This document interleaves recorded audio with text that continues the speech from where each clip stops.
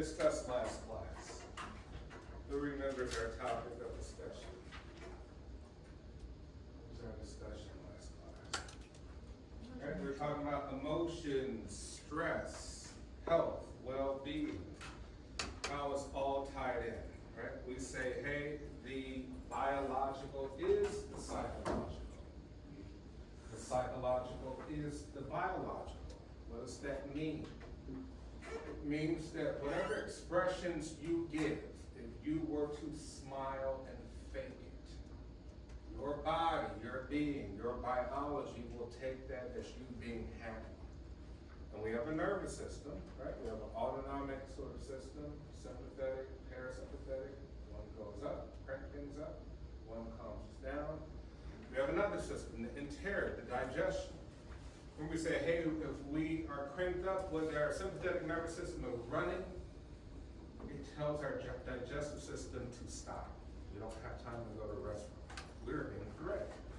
We are being challenged. There's something stimulating out there. So hold off on it. Don't process and digest in the small intestine, stomach, and the large intestine. Now, what do we say? Well, what if, just for your own perception, like I'm stressed? We say, hey, stress, the sort of dimension of stress release two primary hormones, two chemical messengers, right? Adrenaline, which you need when you crank up, cortisol, which you also need when you crank up. Now, if you have anxiety, stress, you say, in my mind, I'm telling my body that we constantly need to be cranked up. I'm like, well, why?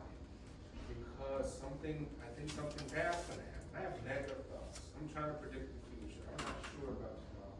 I'm trying to figure it out. I'm trying to plan a strategy. I'm anxious. I have anxiety. I am stressed.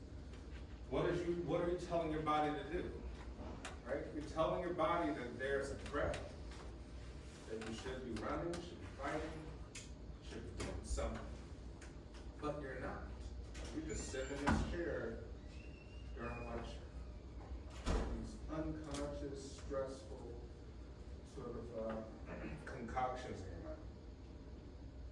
Now what does that do? With the enteric system, that gut system, we think like, hey, the ancients theorized like, hey, okay, we got a brain up here, but then we also have a gut brain. Like, oh, I feel like my stomach. Oh, interesting. What do you mean by that? Well, we just established that there's an enteric system. It has its own system that operates on what you're doing, what you're thinking. Right? Some people say we have a heart brain. Oh, I experienced immense heartache. I'm so heartbroken. That's an interesting phenomenon. What is that? I can't sleep. I can't do this and that. I'm thinking. Right? These systems operate most likely on the autonomic or the parasympathetic sympathetic nervous system, right? So we say, hey, whatever you're thinking psychologically impacts you biologically. It's just as simple as that. Even if the stuff is not real, if it's a perceived threat, right? If it's just your perception, you're stressed out trying to figure out exams and grades and family and finances and all of the above. With that gut system, if we have anxiety,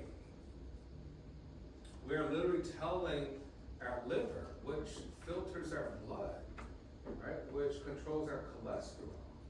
Like, hey, you know what? Hold off on sort of filtering that fat, that cholesterol, right, before you throw it into the bloodstream because we're being threatened and challenged, and we need to put everything else in there so we can send it to our muscles to react. Anxious and things, right? You do. You're sending stuff to your muscles. That's how you're designed. You're like, well, what about the fats that I consume? You're like, well, it's been processed a little slow, and where's it going to go? To your heart, right? So we say stress kills, literally. Biologically, stress kills people, which means that the more stressful a person is, versus someone who's lived a life that's not stressed, they will die quicker, the quicker death, right? Considering some other factors, right? You might have some good genes of long life, maybe hypothetically you died 7 years before maybe you would have if you weren't stressed out. Right? But what we can see from the research is that people who are very stressed and live stressful lives die. Stress doesn't cause cancer, but it definitely exacerbates it. You have stage 1 of any kind of cancer. If you are a very anxious, stressful person, we say you're going off all the systems, you go from stage 1 to stage 4 very quickly. Right? You definitely shorten your lifespan then. You're on your way out the door. Right? So we say, hey, why be stressed? Why be so anxious if you know it's so bad for you? Right? Can you get a hold of it? Can you control it? All right, so that's kind of what we'll talk about today. Right? Just to review for those who weren't here on Monday, right? We talked about emotions. What are basic emotions? Right? We said there's some universal emotions, expressions. Right? So we kind of measure emotions by physical expressions on the face. Something observable, something we can actually see. We can't read minds, right? Unfortunately. But what we can see, there are universal emotions. They're expressed in certain ways. And then there's universal cultural emotions, which means within each culture, everyone understands the facial expressions of the body, language, and body expression. In each culture, there's a universal understanding, right?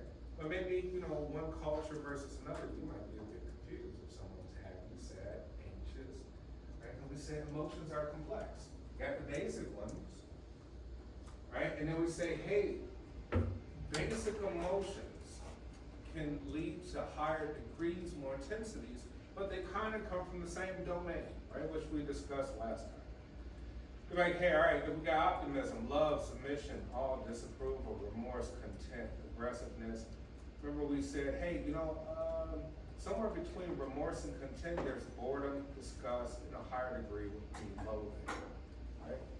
Intense expressions, intense manifestations of the same sort of things. They're just a mixture, right? A mixture of the two with a higher intensity of this. Which means boredom goes to low. Right? You're bored, and now you're bored of the person. That person don't really interest me anymore. To the point where they're still trying to stick around, and I just hate them. You just go out and say, hey, you love them. You just don't want to be around them.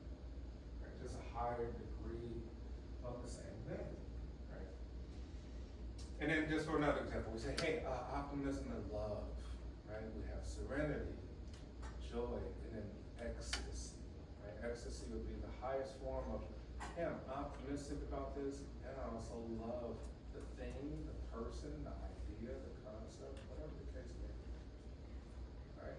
And then love and submission, admiration.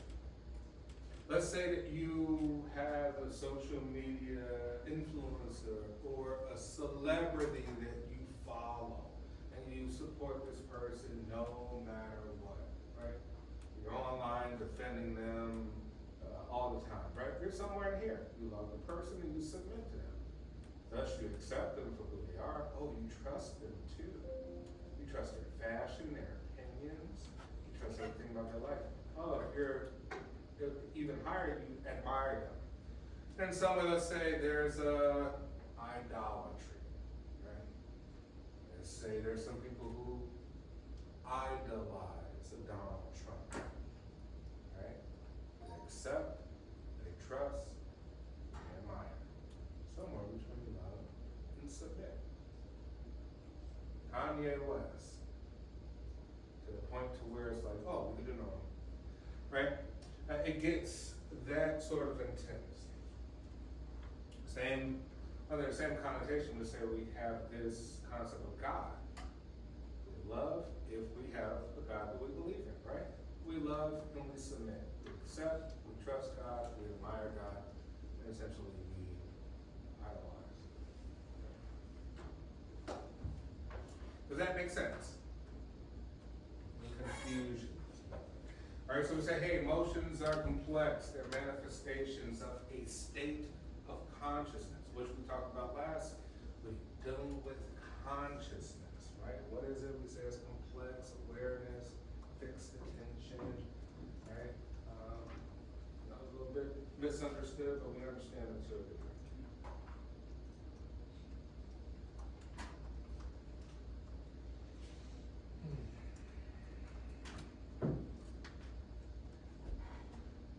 Remember we said some people are not able to, poker face, right? Where we say, hey, this is evolutionary. We have expressions, so I'm able to communicate with you without you talking. I'm able to hopefully assess to the best of my ability the state of mind that you're in by just looking at you. Whether you're bored, whether you're in a good mood, happy, whether you're interested, right? Excited, something to a degree. It's evolutionary. It's for our own basic survival, so that we can know how to respond, right? So with stress, we say stress is just a response. Stress is a response to something that we perceive as challenging or threatening. So like if, I think we talked about this. Let's ask again, who's stressed out? Tell me what you're stressed out about. Anything. Raise your hand if you're stressed. Tell me a quick stress. Yes. I have to record a podcast for one of my classes.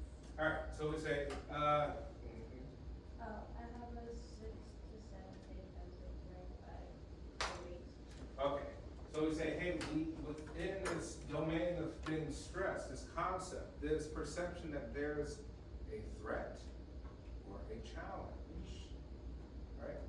We're going to crank up something to say, I need to get motivated.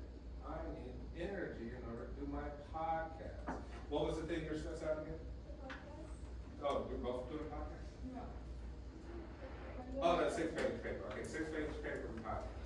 Right? You say, hey, I need energy, I need reserves, I need attention, I need to focus. It is a challenge to do 6-page paper. It's a challenge to do a podcast. So I'm trying to, but then the real question is, can you understand why you're stressed about the 6-page paper in the podcast? What about it is stressful? I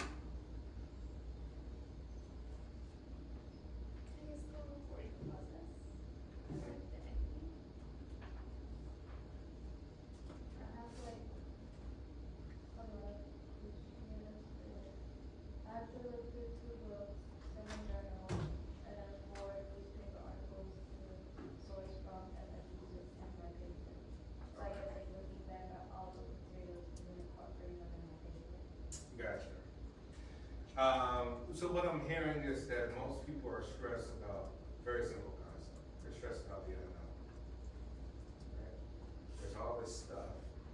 We don't know how it's going to play out, how to work out, how to integrate the stuff, how to apply the stuff. We're stressed about the concept of not knowing. We don't have a crystal ball to predict the future. If we could, we easily predict the next billion-dollar lottery and never return to school ever again. Right? So the concept of the unknown is very, very stressful, and we are anxious about it. Right? We're anxious as it gets closer. Right? We're like, hey, it's actually coming. The unknown is going to manifest into the present, into reality. How am I going to deal with it? If we continue with this sort of mindset, right, we kind of drive ourselves a little bit crazy. But then we start to get a little OCD, we get some ruminating thoughts, repeating the same thoughts over and over again in our mind, replaying the potential scenarios and predictors, right? But back to what I was saying, hey, some people are not good with expressing emotions. The main thought, the general idea, so don't take this personally, right? Is that introverts are not great at expressing, communicating emotionality, but they're wonderful at analyzing and observing. On the flip side is kind of generalized that extroverts, who are my extroverts in class?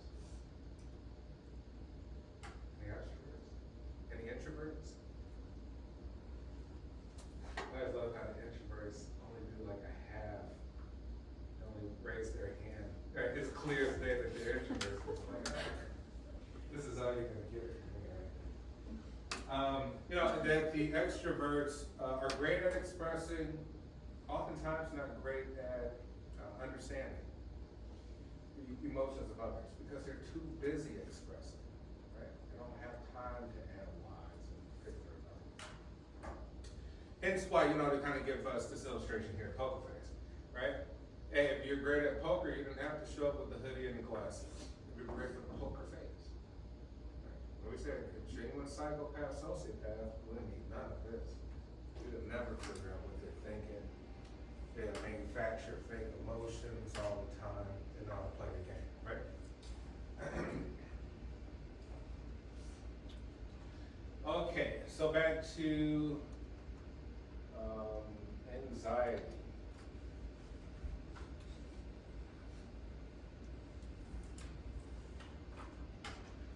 All right, so we understand that, hey, those who are more happy tend to live better lives and tend to be healthier overall. All right?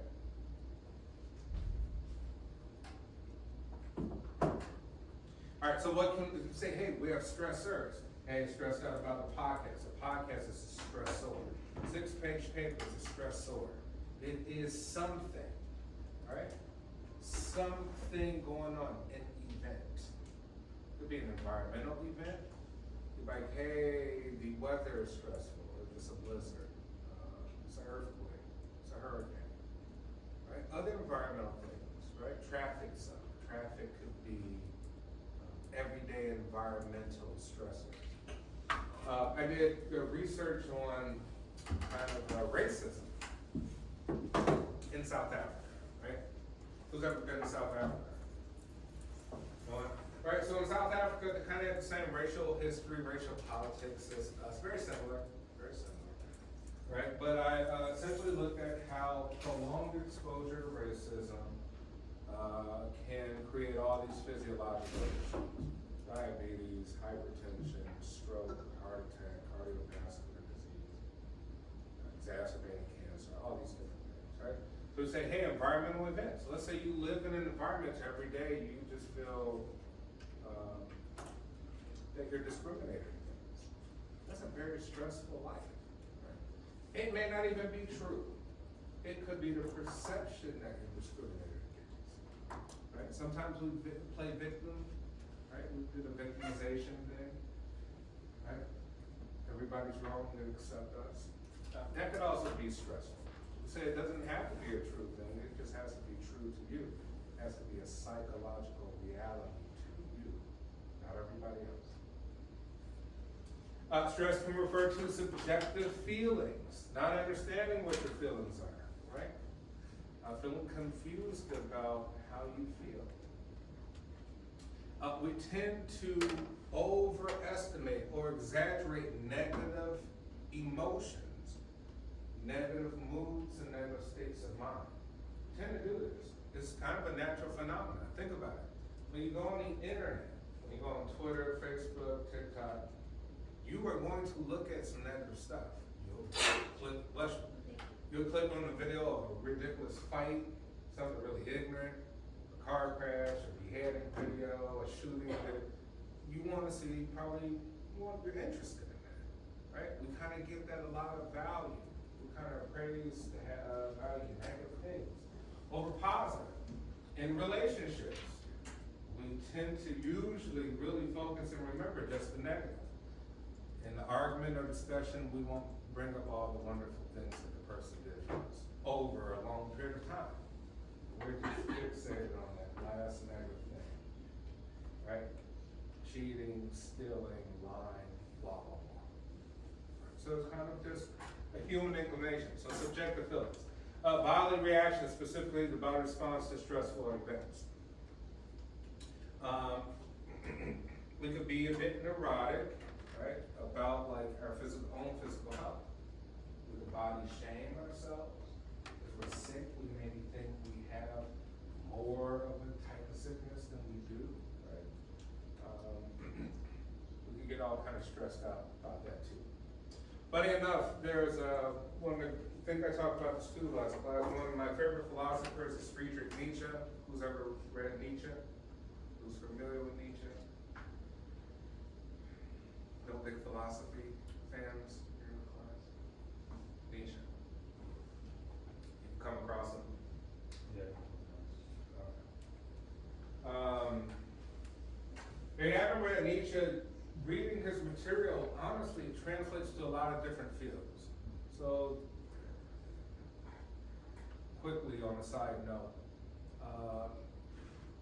reading a ton of philosophy as a child allowed me to understand so many different fields very easily, right? Because it kind of gave me the perspective of always a bigger picture of things instead of focusing on too many small details. So anyway, read Nietzsche. Anyway, Nietzsche came up with this concept in German called angst, in which today that translates to anxiety, right? So angst, A-N-G-S-T. And he says we all suffer from it, right? We're kind of warring against it. Why? Because we already established that we have homeostasis. Right? We already established we have homeostasis. You have your key life balance. Right? You have your levels of blood pressure, blood sugar. Right? When we say we have parasympathetic, well, we get sympathetic, parasympathetic nervous system. Constantly, we're bringing it up and down, up and down. Now, I would say those who are probably most healthy are, let's say, with a line like this. This person would be a little bit unhealthy. They have too much swing. They're up and down all the time. Their thoughts, emotions, feelings, moods, behaviors, everything.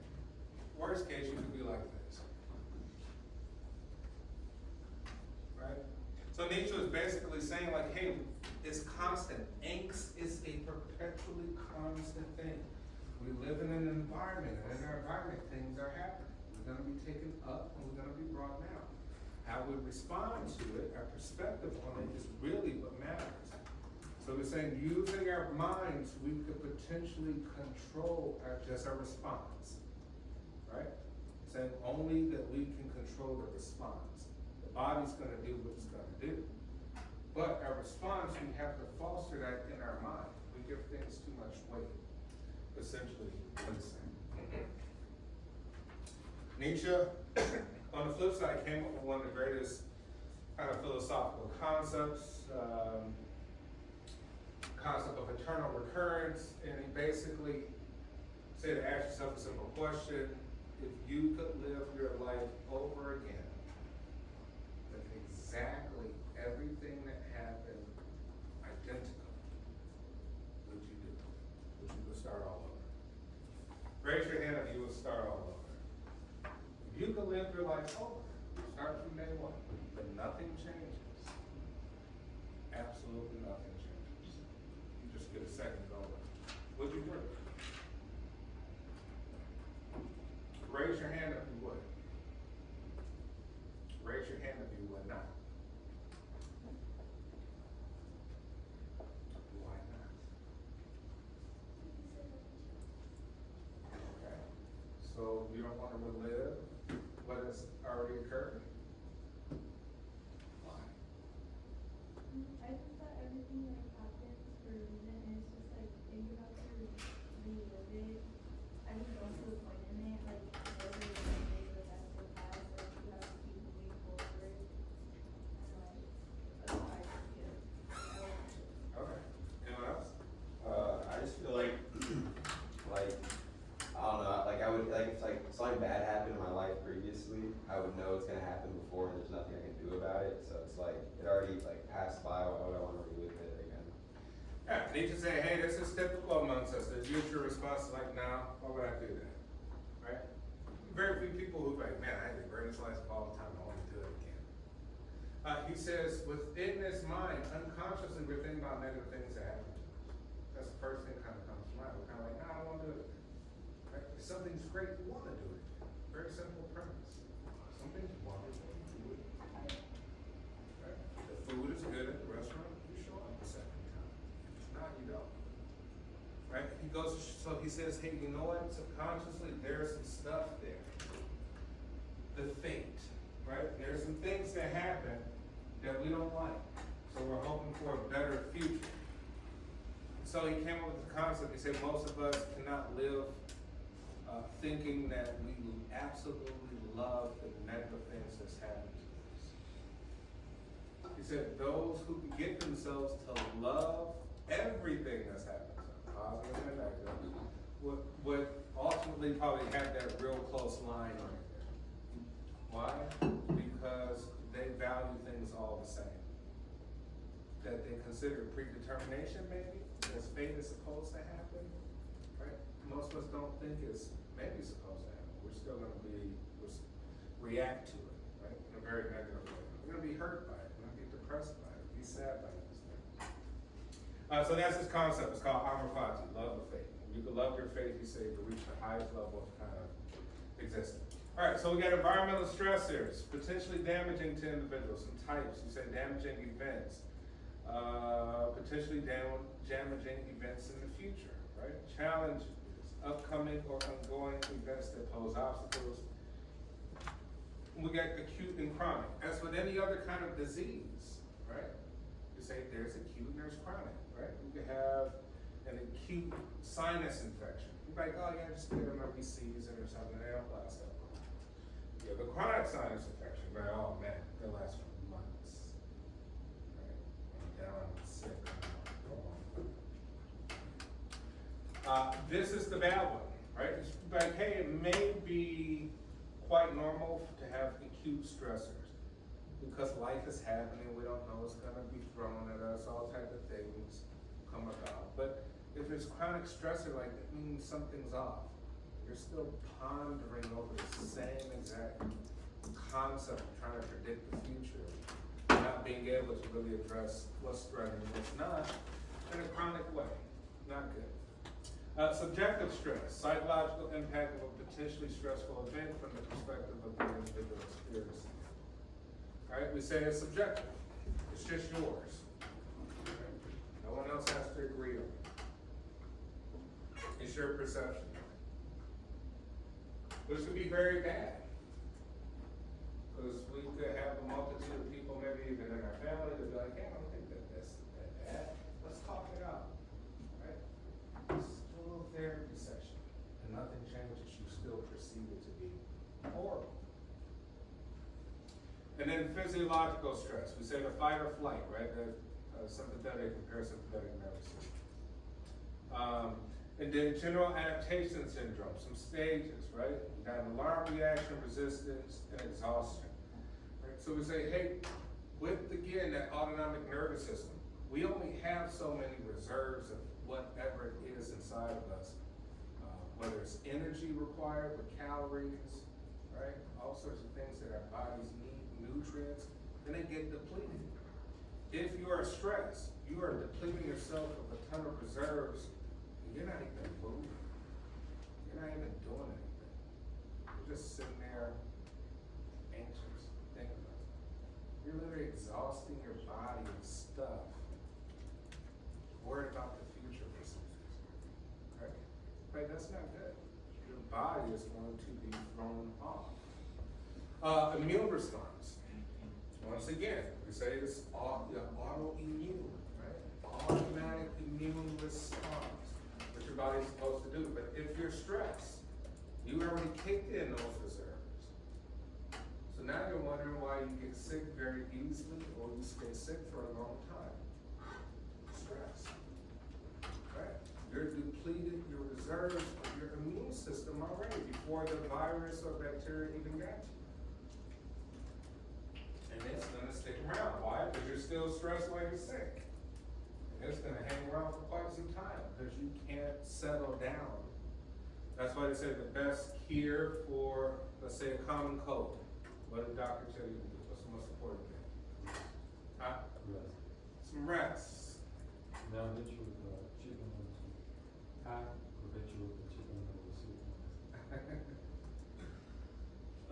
Rest, right? Stress does not help you. You being up and going around and doing stuff and going to work out, like you do no working out.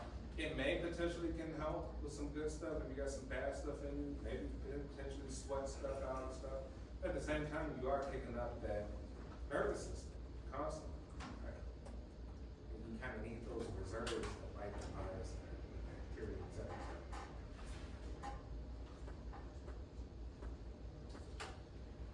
All right, physiological stress reactions, some of them, hypothalamic, pituitary, adrenal, HPA. We say hypothalamus releases CRH into the duct leading to pituitary gland. This CRH, right, causes pituitary gland to release.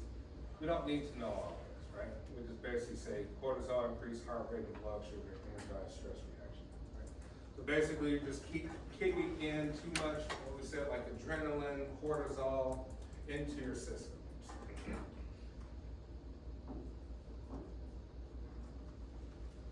I would say, hey, there's a disruption of normal function of immune system with stress. Some example, night shift bruises, more heart disease. Night shift nurses, more heart disease. You have a circadian rhythm, the human being is set to go with the cycles of the sun and the moon. If you work the third shift, graveyard shift, that's not a healthy shift to work. Who works the graveyard shift? Anyone? Unhealthy, right? You're throwing off many of your body's functions. So we say night shift nurses, more heart disease. The fact that they're working in the night, the fact that they have a lot of activities in the night. Probably a stressful job at night. ER patients, people coming in with trauma, 2, 3 in the morning, you should be asleep, but you're not. You're kicking up those systems.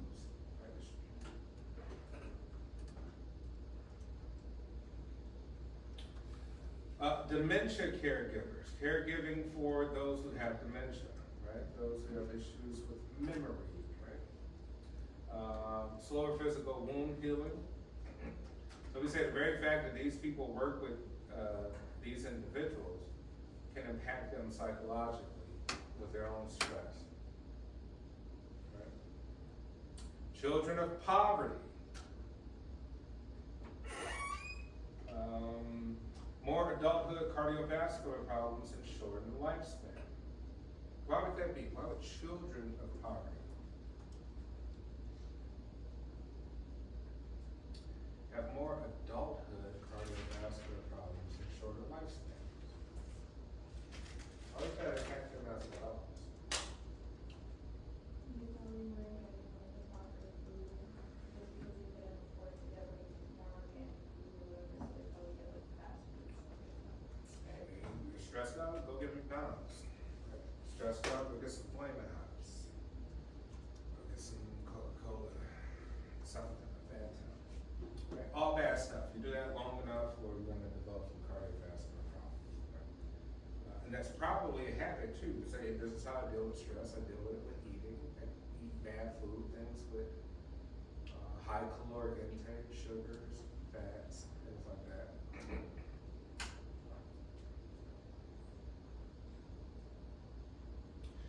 Mothers of chronically ill children, shortened telomere length. Who knows what telomeres are?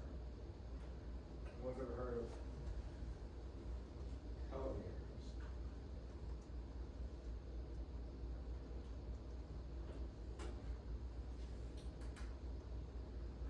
Right? No? Telomeres deals with our cells, right? And our chromosomes. Remember we say our chromosomes have that double helix shape? Familiar with that?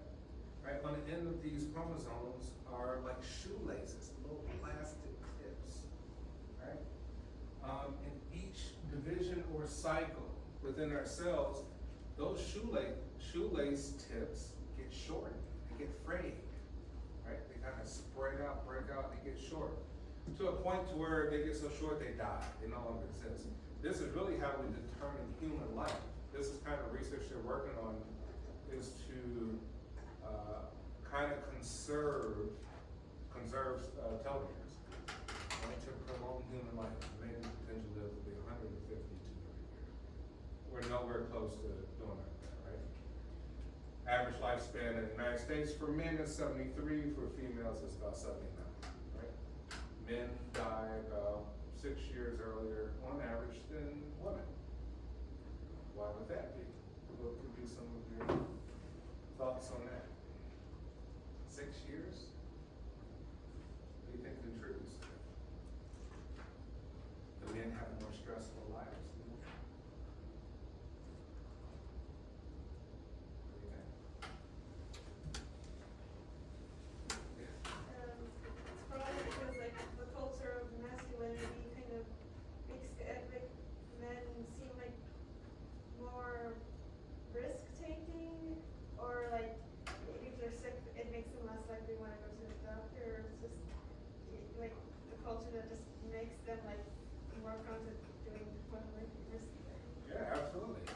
right, then psychological reality for most, right, not all.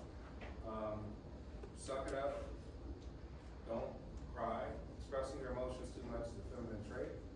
You're gonna hold it in, right? You're gonna play a role, you're an actor, you're gonna play your nice masculine role. You're sick, don't go to the hospital, don't figure out what's truly wrong for you, or avoid it. Work hard, maybe work is highly valued, maybe you're determined by your work, your value, your literal worth. Like, oh, work till you die. Work hard, right? You're the breadwinner. You're the provider. Provide the security too. Security and provision. You bring the money in, right? That time, hey, don't show too much emotion. Right? Suck it up. You're sad. That's a feminine trait. Don't be showing that sadness. But hey, that's not good. That's a lot of stress to deal with, right? It's a psychological reality. And that could potentially, all of those factors could potentially lead to an early death. It's basically lifestyle, right? Maybe a masculine lifestyle is less conducive to long-term health. All right, so how do we cope with it? Well, Lazarus and Folkman says we can have two different coping sort of dimensions, right? Problem-focused coping. We said an effort to change some aspects of the problem that's causing stress, so the problem is more manageable.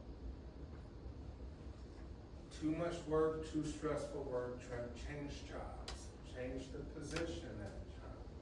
I help manage that in a much easier way.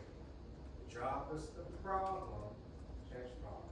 Hey, your relationship is a problem with somebody. Eliminate the person. Or see them less.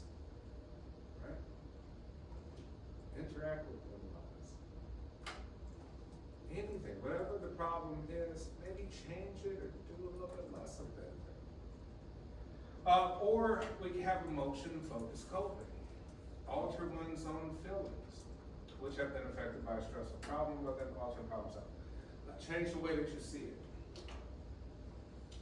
The universe is filled with a bunch of circles, mostly called oblate spheroids, right? We get technical on what's the actual shape. Earth is an oblate spheroid. But it's pretty close to a circle, right? As is the sun, most of the black holes out there, right? Stars, et cetera, et cetera. So we know that when we view problems or challenging events or potentially stressful things, the circle doesn't have a point.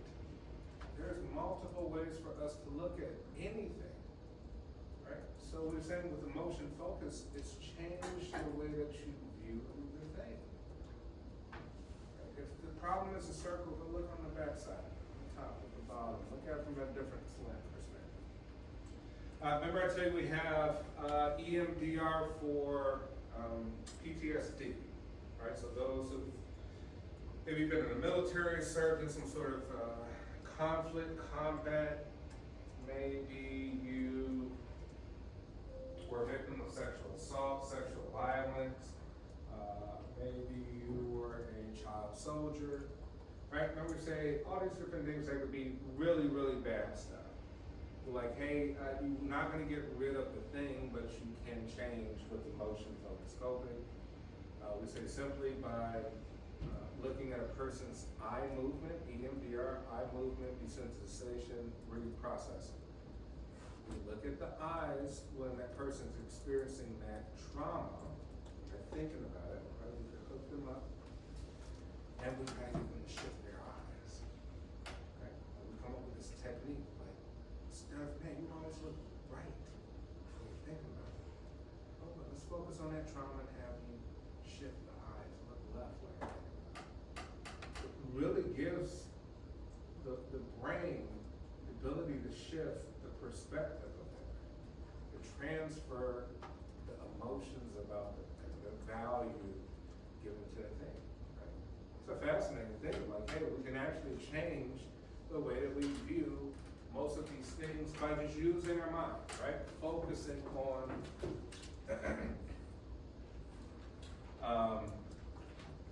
confronting the problem. Hey, which method do you think, before we go, which method do you think is which coping method do you think is more effective in dealing with college-related stress? Is it focusing on just the problem or focusing on your emotions about the problem? Which one do you think is more effective for you? How have you been able to, what's your kind of coping strategy for your stress and college? Probably emotions, like the problem I guess would be like studying, like stuff like that. If I was at work, like I'm more stressed about it, but I'm like feeling like just like great, and I'm just like more of a positive thing. Alright, so we say, hey, positive thinking. Yeah, you got homework. Yeah, you got a 6-page paper. Yeah, you got a podcast. But something wonderful is probably gonna happen about it. Let's change their immediate perspective. You're like, hey, this paper is just one more step for me achieving greatness, right? The podcast is just one more thing I can check off my portfolio of greatness in my life, right? So we can recenter our thinking about that. All right, we'll look at health and well-being on Friday.